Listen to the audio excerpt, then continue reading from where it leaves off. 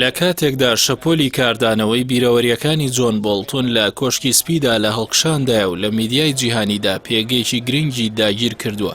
ئامادەبوونی کتێبی بیرەوەریەکانی ماری ترامپی کچی فرێد ترامپ جۆنیۆری براگەورەی دۆناڵد ترامپ کە هەڵگری نهێنی تایبەتی بنەماڵەکەیانە و زانیاری ئابڕوبەرانەی تێدایە لەسەر ترامپ و خۆدزینەوەی لە بازی حکومەت کۆشکی سپی بە تەواوی نیگەران کردووە. کتێبەکەی ماری ترامپ بە ناونیشانی زۆر و بەڵام بەز نییە چۆن خێزانەکەم مەترسیدارترین پیاوی لە جیهاندا خوڵقاندووە دەردەچێت و وا بڕیارە لە 28 تەمووزی داهاتوودا و 3 مانگ بەر لە هەڵبژاردنی سەرۆکایەتی ئەمریکا بڵاو بکرێتەوە.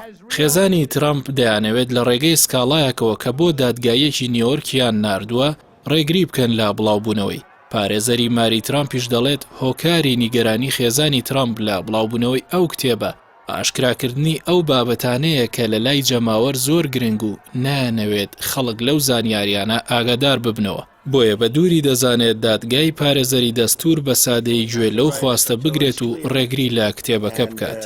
گۆڤاری دەیلی بیست لە راپۆرتێکدا لەو بارەوە دەڵێت لەو کتێبەدا ئەوە ڕوون کراوەتەوە کە بۆچی ماریان ترامپی دادوەر و خوشکی گەورەی دۆناڵد ترامپ ناڕازی بووە بە سەرۆکایەتی براکەی و لەو بارەوە زانیاری ڕوخێنەری لەسەر براکەی بە نووسەری کتێبەکە داوە. ماری ترامپی 55 ساڵە بەڵێنی با خوێنەران داوە کە ڕووی ڕاستەقینەی ترامپ و خێزانە ژەهراویەکەی ئاشکرا بکات، تیشکی بەهێز بخاتە سەر مێژووی تاریکی ئەو خێزانە بۆ ڕاوەکردنی کەسایەتی مامی کە ئێستا بووەتە مەترسی بۆ سەر سیستمی تەندروستی جیهانی و ئاسایشی ئابووری و سیستمی کۆمەڵایەتی. راپۆرتەکە ئاماژە بەوە دەدات کە پەیوەندی نێوان ماری و ترامپ لەو کاتەوە تێک چووە کە باوکیان لە ساڵی 1970دا و لە تەمەنی 42 ساڵیدا کۆچی دوایی کردووە.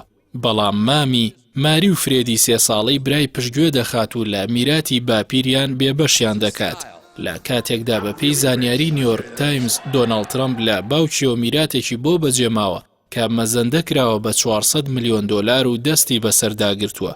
بەشێکی زۆری لە ڕێگەی خۆدزینەوە لە باج کۆکراوەتەوە و ترامپ لە 2000 کردەی خۆدزینەوە لە بازدا یارمەتی باوکی داوە. گۆڤارەکە جەخت لەوە دەکاتەوە کە کتێبەکە شەپۆلی شۆکهێنەر دەدات لە کۆشکی سپی و بنەماڵەی ترامپ. ئەوەش تەنیا چەند مانگێک بەر لە هەڵبژاردنەکانە. ئەم کتێبەش کاتێک بڵاو دەبێتەوە هێشتا ترامپ لە شەپۆلی بڵاوبوونەوەی کتێبەکەی بۆڵتۆن ڕزگاری نەبووە. ئەوەش یەکەم جارە ئەندامێکی خێزانەکەی ترامپ هەموو شتێک لەبارەی ئەوە دەنووسێت. لە کاتێکدا سەرۆک دەیەوێت جەماوەر لە دەوری خۆی کۆبکاتەوە بۆ هەڵبژاردنەکانی سەرۆکایەتی کە ئێستا ناوبانگی لە ئاستێکی نزمدایە. بڵاوبوونەوەی ئەم کتێبەش گورزێکی ترە بۆ لێدانی کەمپینەکەی ترامپ و شکست پێێنانی.